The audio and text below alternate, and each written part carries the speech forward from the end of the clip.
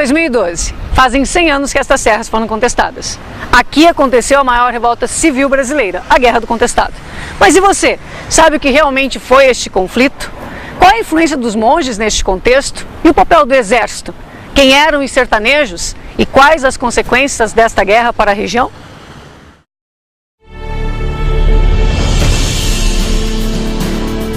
O que aconteceu? Era a questão das divisas. Santa Catarina queria até Porto Vitória, Rio Iguaçu, e o Paraná queria até o Rio do Peixe.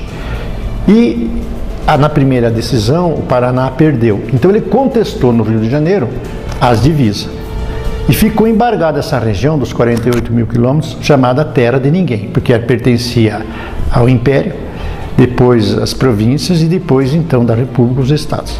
Então, contestado é um termo jurídico, contestou na justiça. As disputas por limites territoriais entre Paraná e Santa Catarina iniciaram judicialmente no ano de 1900. Diferente do que se pensa, a Guerra do Contestado não foi apenas uma batalha entre dois estados por conquistas de terras, mas sim a revolta de um povo lutando por melhorias sociais e pelo direito a reaver o seu espaço. Então existia aquela cobrança assim, que alguns fazendeiros ou coronéis intitulados paranaenses ou catarinenses começaram a brigar por essa região também de forma intensiva. Então criou-se toda uma contextualização do contestado com o caboclo. O caboclo não sabia se isso aqui era Santa Catarina, era Paraná. O contestado foi uma guerra contra o homem que habitava a região do contestado, o sertanejo. Jamais houve um entreveiro, um combate entre as forças policiais do Paraná e Santa Catarina. A disputa que houve foi nos tribunais.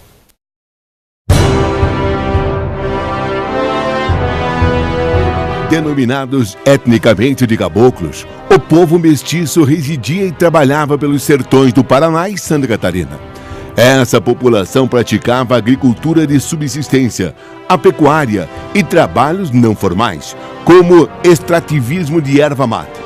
Formavam agrupamentos ou residiam isolados, vivendo como poceiros e sitiantes. Eles eram resultantes de uma mistura de diferentes origens, descendendo de tropeiros, refugiados farroupilhas e indígenas, em especial os caigangues. O povo que viveu aqui a gente chama de caboclo, de sertanejo, que a história oficial acabou diminuindo, chamando de uma horda de facínoras, fanáticos, que é uma coisa já derrubada cientificamente, não é mais o termo correto, né? Mas é uma população cabocla, sertaneja, aquela que vive no sertão, no interior do Brasil, o interior esquecido, porque o sertão é uma terra de esquecimento, onde não chegam as políticas públicas, onde não chega o Estado, não chega a escola, não chega um hospital, não chega nada, né? Então, de onde vem o caboclo? O caboclo do contestado é uma mescla de tudo, dos povos originários daqui, o caingangue, o xoclém, que habitavam, dos quilombolas que viviam nesse interior, fugindo da escravidão no litoral do Brasil, de Santa Catarina e do Paraná, de sobreviventes e fugitivos da Guerra do Paraguai, da República Juliana em Santa Catarina, da Revolução Farroupilha, da Grande Guerra Civil Brasileira, que chamam de Revolução Federalista. Isso aqui então é um caldo de todo tipo de gente que acabou, num dado momento da própria construção do Brasil, a partir das suas guerras e revoluções, vindo se esconder nesse sertão que é tido como um sertão inculto, onde ninguém sabe o que está acontecendo.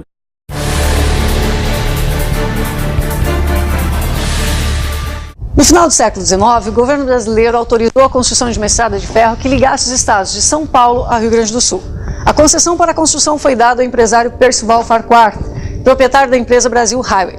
Nessa época, muitos trabalhadores foram atraídos para o local. Porém, ao final da construção dessa estrada, perdendo seus empregos, ficaram em uma situação economicamente precária. Não, a guerra foram vários aspectos, né? Foi o fanatismo religioso, né?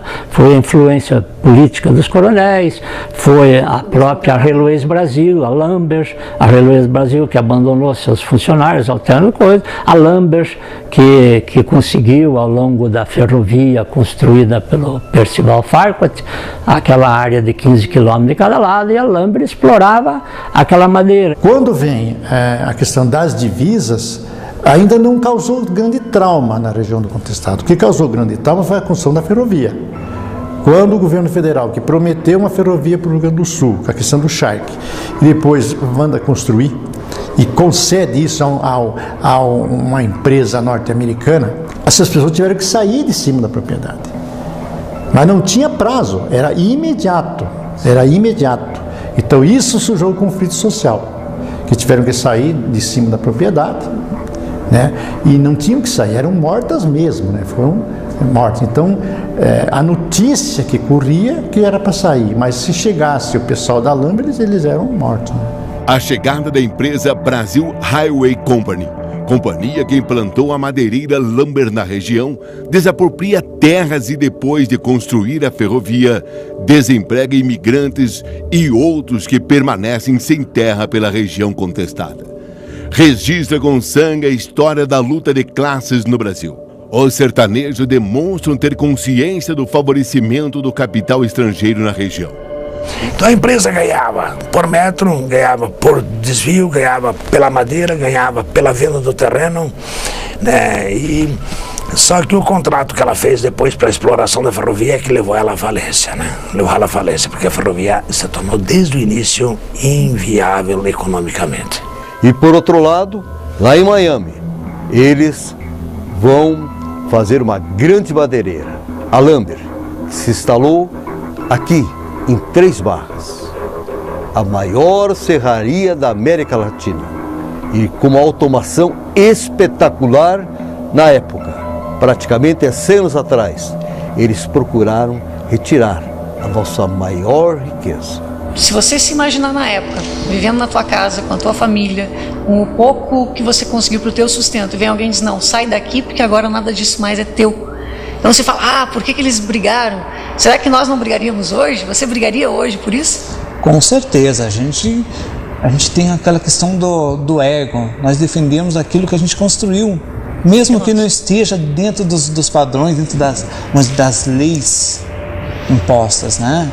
Da lei, então existe a lei e você não tem direito a essa terra, a terra é de outro. Mas como que eu não tenho direito se eu nasci aqui, era meu pai, vivia aqui? Como que eu não pertenço a esse espaço? Como que esse espaço não pode ser meu? E esse espaço pertence a um americano, ou pertence a uma grande empresa, ou pertence Exatamente. a um coronel? Isso causa o quê? Revolta. Uma revolta. A empresa também traz 2.000 ex-fuzileiros navais para limpar o território, porque eles tinham que limpar o território para construir a ferrovia. Eles ganharam o terreno do governo federal e queriam o terreno limpo.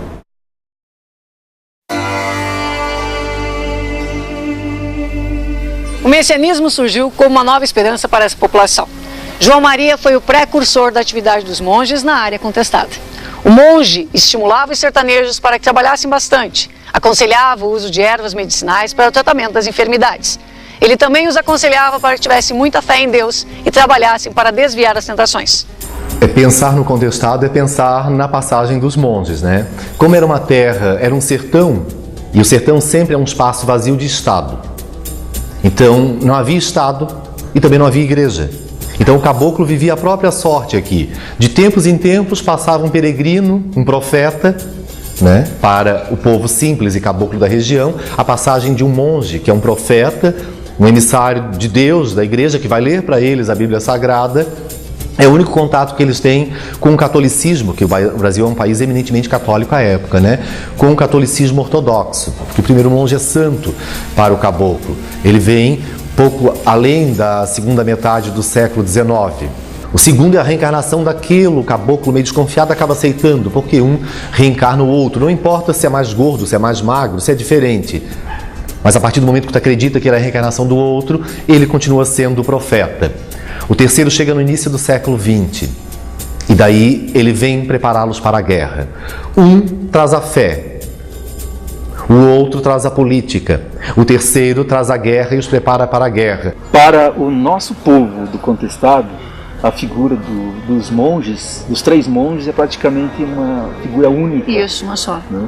Então, muitas vezes encontrei pessoas que me contestaram sobre a existência dos três monges. Não, o monge João Maria é um só, né? Até porque ele é santo, e santo não morre. Né? As pessoas simples que acreditam, inclusive têm muita fé, falam isso, né? E tem verdadeira crença nesse aspecto, de que o monge é apenas um. O derradeiro monge, o José Maria, tá? e se confundiam esses nomes, esse foi o derradeiro monge. O segundo, coloca a história, um ex-policial paranaense, um desertor, onde tinha o conhecimento da tática de guerra, tá? E era uma pessoa esperta. Porque ele tinha sido condenado num processo crime por estupro de uma moça, ele cumpriu cadeia. Então esse cara tornou-se o herói. Esse, além da Bíblia Sagrada, vai contar para eles e leram a história do Carlos Magno, o único livro que esse povo que nunca viu uma escola, que nunca esteve perto de uma escola, de um hospital, vai ter além da Bíblia Sagrada. E tu pensa assim, meu Deus, como que um livro mudou a história desse povo que era tido como inculto, como a horda de facínoras, um livro ouvido numa fogueira à noite, mudou o destino deles, né? Eles lutaram por 4 anos contra 80% das forças armadas do nosso país.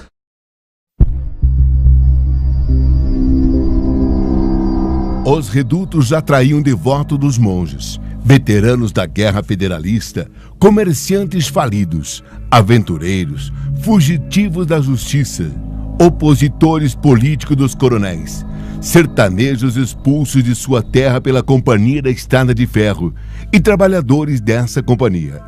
Viver no reduto era acreditar em Deus e na Virgem Maria, em santos de devoção e no santo monge, mesmo que essa crença levasse a matar ou morrer.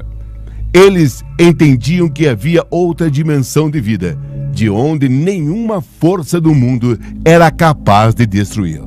Como eu me preocupava com o contestado, né, gostava da pesquisa, eu visitei muitos remanescentes que tinham atuado no conflito. E o Vinhas de Queiroz também andou nessa região e ele entrevistou, bem depois que eu estive lá, um casal que havia participado da Revolução. Mas eu conhecia bem aquela família, porque eles eram clientes nossos no banco e eu sempre visitava, o seu José Castro e a sua irmã. Então ele me contava, ele começava a me narrar, daí começava a chorar. Né? Eu, seu Castro, calma, tal, né? Ele disse, eu fui jagunço, eu fui para o acampamento porque eu fui na marra. Porque eles chegaram e disseram, você vai ou nós incendiamos a casa, matamos todos da família. Então nós fomos para o acampamento dos jagunços, fomos ser membros da comunidade dos caboclos jagunços, porque fomos na marra, porque senão nós morreríamos, né? E daí aqueles que não obedeciam, eles, como é que diz, matavam eles e arrastavam para o outro lado do rio, né? E chegava na propriedade, fazia a turma acompanhar e levava tudo que tinha de mantimento, assim, essas coisas, né? Fazia aqueles grupos, assim, chegando e levando tudo. Alguns de bravo e caíam fora, né? Tinha um velhinho ali, que escapou 3 vezes, tá? Então, tinha muito gado, assim, essas coisas, né? Então eles pegavam aquele lote de gado para levar para comerem, né?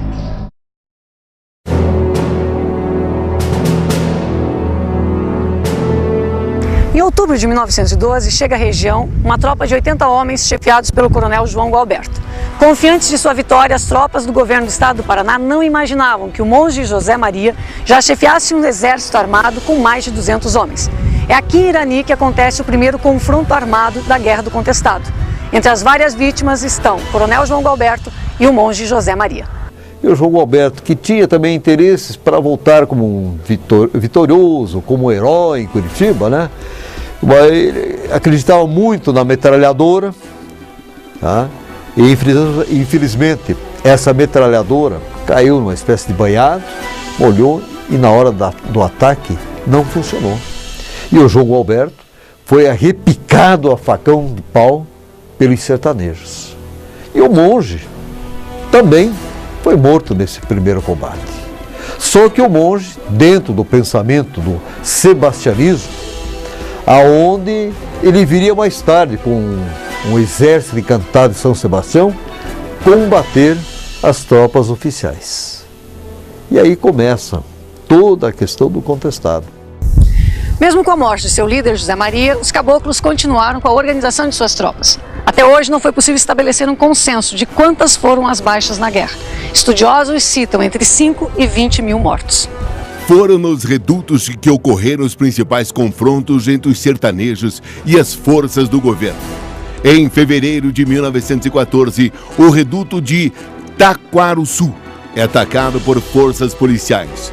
Cerca de 200 pessoas morreram, sendo a maioria mulheres, crianças e velhos, já que os homens encontravam-se na construção do novo reduto em Caraguatá. Além das mortes, os casebres são queimados e os animais mortos.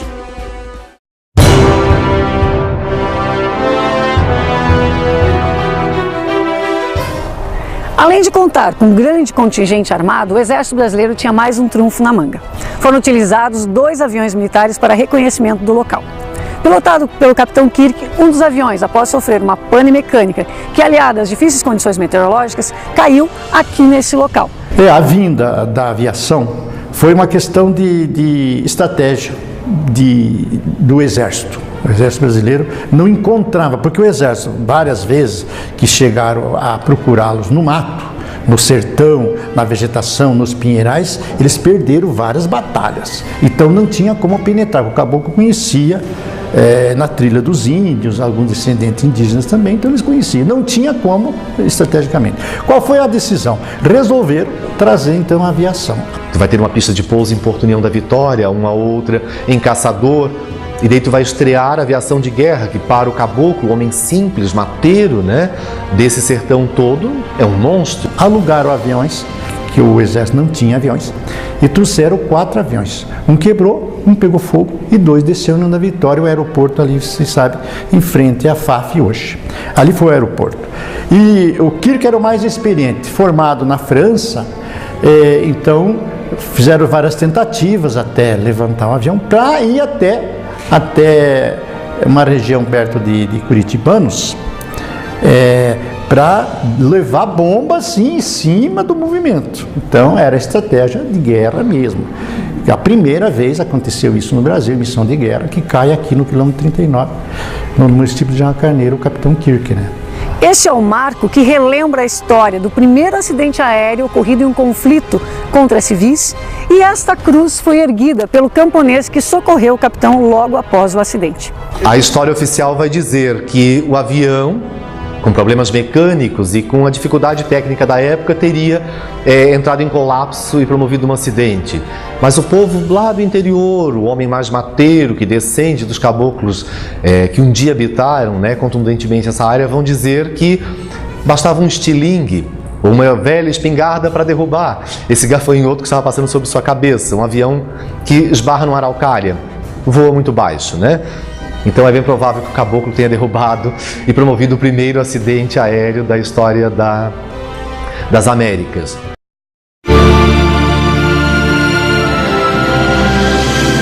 Heróis e bandidos acabaram se confundindo na Guerra do Contestado. Nem mocinhos nem vilões. Os vários personagens foram todos guerreiros, que merecem ser lembrados tanto de um lado quanto do outro. Foram se revelando os líderes, como a Maria Rosa, a conhecida como a Joana d'Arc do sertão catarinense.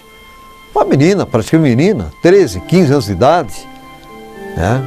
Lindo cavalo, descolocava flores na sua cabeça, coroas de flores, uma jovem muito bonita, uma guerreira, comandou realmente combates. Santa Catarina tem 2 mulheres heroínas na sua história, a Maria Rosa do Contestado e a Anita Garibaldi do Litoral. Nenhum estado tem 2 heroínas mulheres. Uma terra machista e militarizada, ainda mais na época do Contestado. Maria Rosa, ela pressagiou o sinistro de Taquaruçu. Ela preveniu o grupo para que rumassem a um outro espaço, que foi Caraguatá. E Maria Rosa foi chamada de Joana d'Arc, a Joana d'Arc Cabocla. Após a vitória de Caraguatá, o grupo devia seguir novos rumos. Aí teve a interferência de uma outra pessoa, que era a Cabocla, ou seja, a Virgem Dorinha, né? E também teve ali um outro líder, que foi o Manuel, um menino de 11 anos, cuja mentora das visões de Manuel foi a sua própria mãe, Querubina. Então são pessoas mulheres que no contestado tiveram esse papel de destaque justamente pelas lutas que travaram. A mulher tem um papel importante, como a Nhã Jacinta, onde é exatamente ali na região de Três Barras, né, segundo a história, acolhia o monge lá na gruta, se dava o pouso. Quer dizer, nós temos diversos líderes na questão do contestado. O capitão Matos Costa foi um dos únicos oficiais do Exército Brasileiro que colocava aos seus superiores que este povo, que esse sertanejo, ele não queria guerra, ele não queria briga, ele queria apenas um pedaço de terra. O Adeodato parecia uma pessoa muito tranquila, muito calma, muito pacato, uma pessoa que quase não se envolvia, mas com o decorrer do tempo ele foi mostrando exatamente a sua liderança.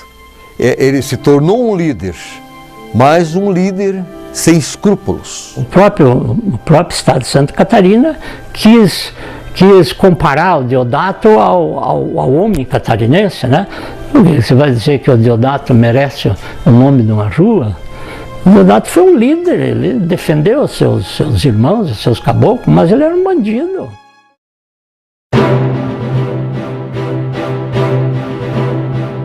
Os pares de França, a guerrilha, os bombeiros, não é? Vão erguer 28, talvez mais cidades santas aqui, um território do tamanho do Espírito Santo dominado por um povo que não teve escola, contra uma república de gente com seus bacharelados, os coronéis. É muita humilhação para essa república de coronéis que fizeram seus bacharelados na Europa ou nas faculdades que formavam os bacharéis, que seriam os políticos da nação da época. É humilhação demais, então esse caboclo tem que ser extirpado da face da terra. Por isso que a nação não vai poupar esforços e dinheiro para eliminar essa gente grossa, inculta, não branca, que ousou se erguer contra a república que o caboclo chamava de República do Diabo, que era a República Federativa do Brasil. A república virá para cima deles como gafanhotos na roça e vai eliminá-los da face da terra. Foi aqui no Vale de Santa Maria que mais de 3.000 sertanejos perderam suas vidas. Este foi o maior massacre da Guerra do Contestado e marcou o final dos conflitos. Massacraram, acabaram com o homem da região do Contestado. Em 1916, em carta ao governo federal, Setembrino de Carvalho, líder militar que chefiou o massacre ao Reduto de Santa Maria, confirmou o final das revoltas e a vitória militar. Porém, mostrou seu desacordo com aquela contenda, declarando que aquele era apenas um povo desassistido que merecia maior entendimento governamental e não uma repressão armada.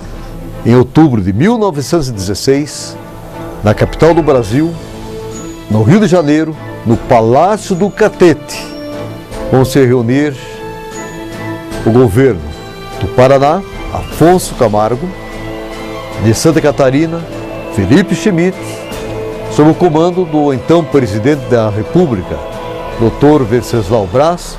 Eles vão assinar um acordo desses quase 48 mil quilômetros quadrados, ficando em torno de 20 mil quilômetros quadrados para o estado do Paraná e quase 28 mil quilômetros quadrados para o estado de Santa Catarina.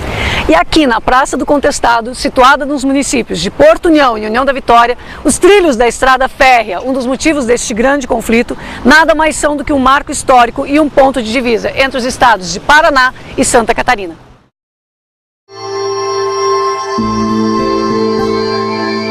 O ano de 1917 foi um ano chamado, entre aspas, de limpeza. Como foi isso? Um aspecto pouco estudado ainda desse período, do final da Guerra do Contestado, foi exatamente a época da Operação Limpeza, né, onde, com a anuência oficial, né, centenas de pessoas foram mortas em nome de uma extirpação, vamos usar esse termo, de uma possível volta, né, da ideologia do conflito. O pacto foi firmado em 1916, o acordo. Em 1917, o Exército manda para a região, as oligarquias mandam através do Exército, buscar todos aqueles que estão perambulando pelo sertão e matar. E o fizeram. E fizeram uma limpeza na região toda. Ou seja, aquelas pessoas que na época da guerra não haviam recebido uma senha para perambular e que após a guerra foram encontradas na região perambulando, foram todas caçadas e mortas de forma inclemente. Então, não mais só o Exército Brasileiro e as polícias do Paraná e de Santa Catarina, mas toda uma milícia contratada pelos coronéis de fazenda vão percorrer todo esse planalto e todos os vales à caça desses caboclos. Os que conseguem fugir vão avançar pelo território do Paraná e talvez estejam hoje até nas bordas da Amazônia. A gente não sabe onde que alguém que foge de uma guerra de extermínio vai parar, né? Como aconteceu aqui. Mas o ano 17 é o grande ano da limpeza.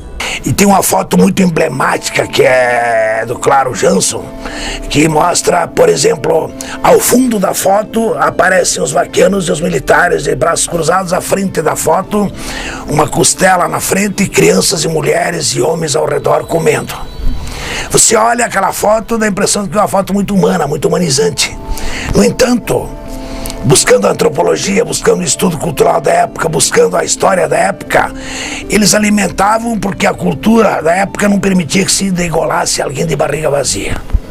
Que era uma tradição cultural que vinha da Guerra dos Farrapos e vinha da Revolução Federalista.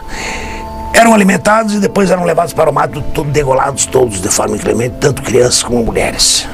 Hoje é possível tu passar o arado em muitas terras aqui na região do Planalto Norte de Santa Catarina e talvez também no Vale do Rio do Peixe, e o arado levantar ossos da terra. E daí o agricultor pensa assim, nossa, havia um cemitério indígena aqui. Não necessariamente é um cemitério indígena. Pode ser a ossada de uma família de caboclos, ou de um grupo de caboclos, ou de uma vala comum onde o exército pode ter enterrado pessoas. Aqueles que foram calcinados nos crematórios de cadáveres, e eram muitos por todo esse contestado, esses o arado nunca vai fazer com que os ossos voltem à tona, né? Porque eles viraram cinzas.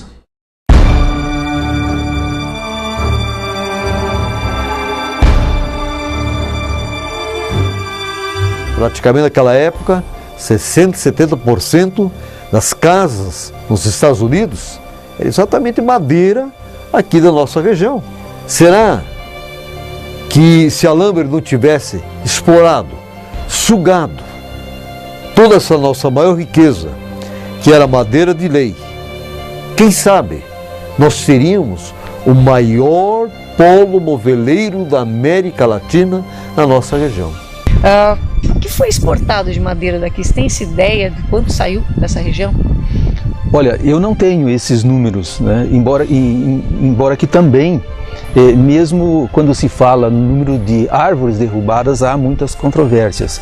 Fala-se em 6 milhões, outras informações falam em 18 milhões de árvores. Então, esse quantitativo realmente eu não tenho. Na verdade, não se contou, a empresa pode ter contado. Claro, sem dúvida. Para que tenha uma ideia, existe uma empresa em Três Barras, sem mencionar o nome, que ela tem 12 fábricas na América, desde o Canadá até o Uruguai.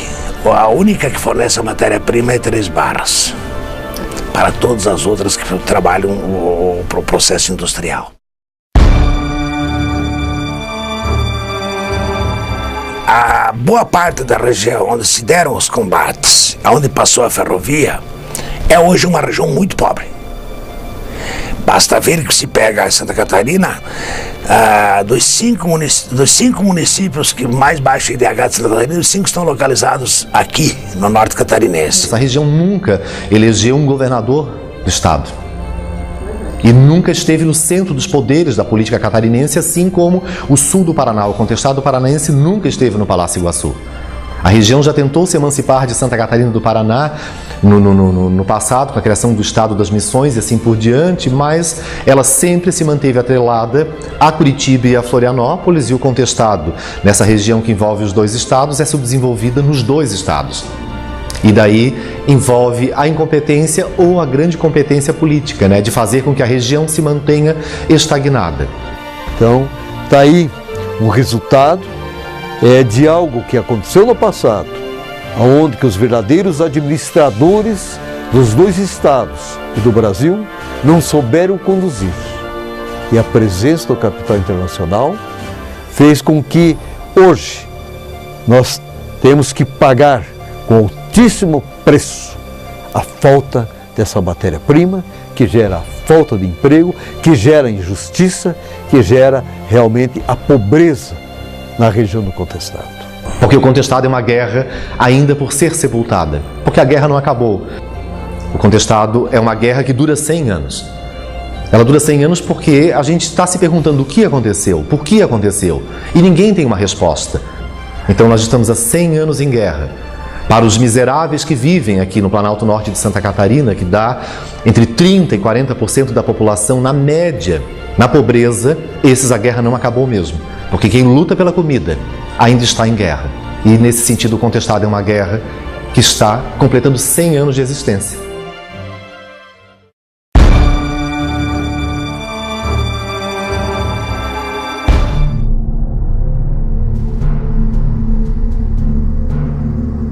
Infelizmente, a nossa classe política é fruto da nossa ignorância. O Contestado foi um cálice transbordado em sangue. Mas o arado ainda tira muito osso de caboclo do Contestado, que está insepulto, né? Vamos dar o direito à terra a eles. Vamos levar escolas, hospitais, atender as necessidades que eles têm. Não vamos abandonar como está acontecendo. 100 anos depois, o que foi a guerra? Sem sombra de dúvida, foi catastrófica.